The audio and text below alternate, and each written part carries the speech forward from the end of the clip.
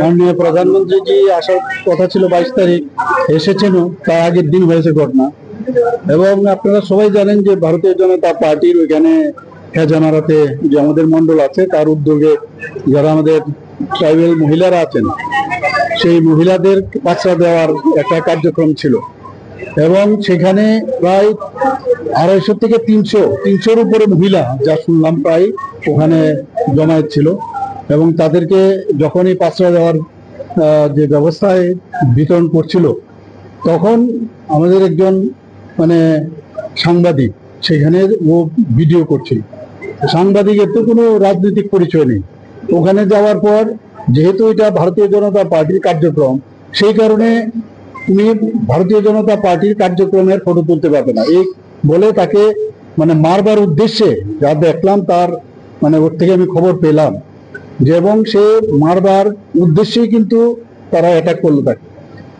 ওখান থেকে ওকে যখন শুনলো, হইচই শুনে ভিতর থেকে, যখন হলের ভিতর থেকে আমাদের ভারতীয় জনতা পার্টির আমাদের যে ট্রাইবাল যে মোর্চা আছে, আমাদের জনজাতি মোর্চা, সেই মোর্চার একজন বিশিষ্ট কার্যকর্তা, ভাইস প্রেসিডেন্ট মঙ্গলদেব বর্মা, সে বাইরে আসার পর ওনাকেও প্রাণঘাতী হামলা করেছে।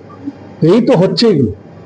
এবং ওনারা বলছেন যে মোথা এই কাজটা করেছে, এবং সাংবাদিক বন্ধুকে আছে, উনিও সে কথাটা বলছেন। এইভাবে তো রাজনীতি আর কতদিন চলবে এগুলো? এবং আইনের পথে চলবে, আগেও আমি বলেছি। এবং আইনের ভেড়াজালে যখন আটকাবে সব, তখন কিন্তু কেউ কাউকে বাঁচাতে পারবে না। আমি বলবো, এই রাজনীতি থেকে আগেও বলেছি, বেরিয়ে আসতে হবে। এইভাবে হবে না, এইভাবে রাজনীতি করলে রাজনীতি করা যাবে না, এতটুকু আমি বলতে পারি। মানুষ সেটাকে অ্যাকসেপ্ট করবে না। না, শরিক দলের জায়গায় আছে। ওনাদের বক্তব্য আমরা দেখলাম এবার বিধানসভার মধ্যে। আমাদের শরিক দল হয়েও ওনারা বলেছেন আমরা কথা বলবো, ওনারা বলেছেন কাজে আমরাও আমাদের কথা বলবো। আইনের কথা বলবে, আইন আদালত এগুলো কথা বলবে, পুলিশের কথা বলবে। তো এখানে তো অন্য কিছু হবে না। কাউকে মারবে, আননেসারি কোনো কাজ করা যাবে না। সেটা তো আমাদের এইভাবে তো এই রাজনীতি আমরা এখানে করছি না। ভারতীয় জনতা পার্টি সবসময় শান্তিতে বিশ্বাসী, কিন্তু আমাদের সরকারও শান্তিতে বিশ্বাস করে।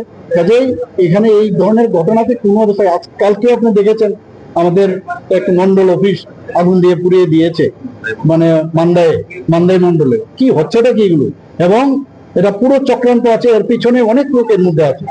কাজেই এই অবস্থার মধ্যে আমি বলবো যে আইনের পথে আমরা চলবো। আমাদের সরকার সেই চিন্তা ভাবনা আমরা অলরেডি ডিসিশন নিয়েছি, সেইভাবে আমরা এই বিষয়টি উঠতে করতে না, এগুলো তো নিশ্চয়ই যাচ্ছেও। আজকে তো মিডিয়ার দৌলতে সবাই জানছে, সবাই দেখছে এগুলো। এবং এগুলোর একটা শেষ আলটিমেটলি হবে, মানুষ সেগুলোকে কোনো অবস্থায় অ্যাকসেপ্ট করবে।